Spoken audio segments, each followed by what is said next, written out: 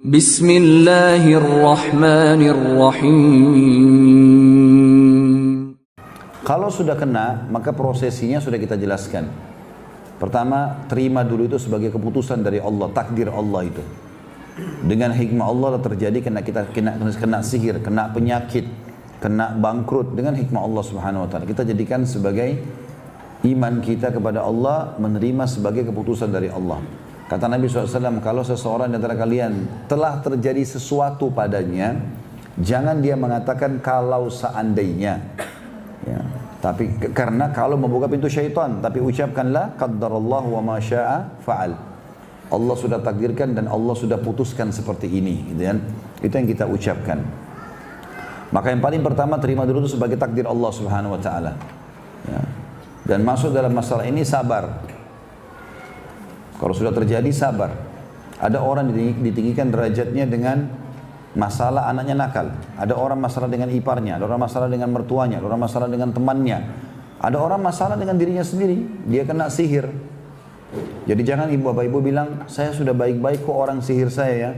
Rasulullah SAW aja disihir. Kok saya sudah baik-baik ada yang gibah saya ya. Rasulullah aja digibah, gitu kan. Pasti itu terjadi. Banyak gosip yang dilemparkan kepada Nabi SAW. Dianggap itu penyihir, penyamun lah, pendusta, banyak. Nabi SAW sabar, gitu kan. Orang-orang munafik banyak yang menghina beliau, tapi beliau bersabar. Jadi terima dulu takdirnya Allah lalu bersabar. Dan sabar ini definisinya terima keputusan Allah, takdir Allah dan ikhtiar cari jalan keluar. Ya. Jadi termasuk kita berobat di sini. Kemudian yang ketiga baru berobat. Ya, berobat ikhtiar secara syar'i dan secara medis boleh. Ya. Kalau misalnya kita sering sakit perut, sakit punggung, sakit kepala, boleh berobat secara medis. Boleh juga berobat atau sambil dikombinasikan dengan berobat secara syar'i. Dan itu berobat syar'i duluan ya. Kita ruqyah syar'iyah terlebih dahulu. Ya, termasuk di sini boleh mendeteksi diri apakah ada sihir atau tidak dengan ruqyah mandiri yang sudah saya ajarkan. Baca di situ ada disebutkan kalau di buku ini kalau tidak punya atau belum hafal bisa difoto ya. Itu dari halaman 330 sampai 332. Itu sudah lengkap sama terjemahan-terjemahannya. Ya, itu boleh dibaca sambil lihat, nggak apa-apa. Atau kembali kepada yang sebelumnya. Yang sebelumnya juga lebih lengkap lagi ya. Doa-doa ruqyah. Atau kalau teman-teman mau yang lebih kecil bisa dibawa-bawa, ada banyak dijual buku doa-doa ruqyah, kecil-kecil.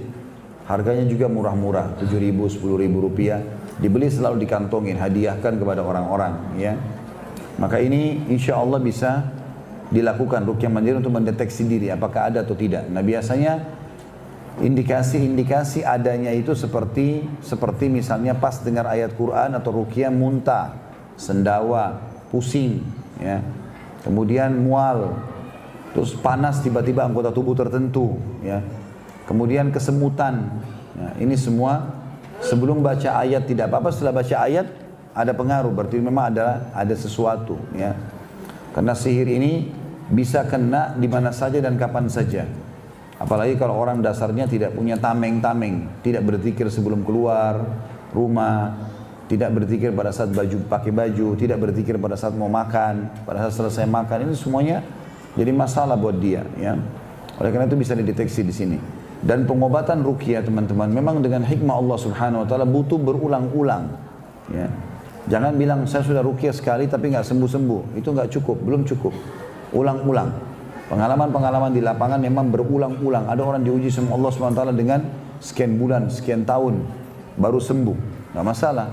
Mungkin saja dengan itu Allah tinggikan derajat kita di surga. Sabarin saja. Tapi yang jelas selama kita meruqyah kita sedang menang di situ. Allah SWT berikan kita kemenangan dari para penyihir. Dan dia pun terserang itu ya. Juga bisa kita kuatkan dengan berdoa. Ya, karena kita sedang terzalimi, kita berdoa agar Allah Subhanahu wa taala memberikan kepada kita kemenangan dari para penyihir-penyihir ini, ya, kemenangan dari para penyihir-penyihir ini. Kemudian penulis juga di sini, tentu ini ruqyah dikuatkan dengan beberapa hal ya, selain ruqyah syariah dengan bacaan, saya sudah sebutkan, bisa pakai minyak zaitun, minyak habatus sauda, juga bisa pakai air putih yang diruqyah lalu dikonsumsi. Kemudian juga menggunakan daun bidara. Dan saya sudah bilang beli pohonnya ya. Sudah beli belum?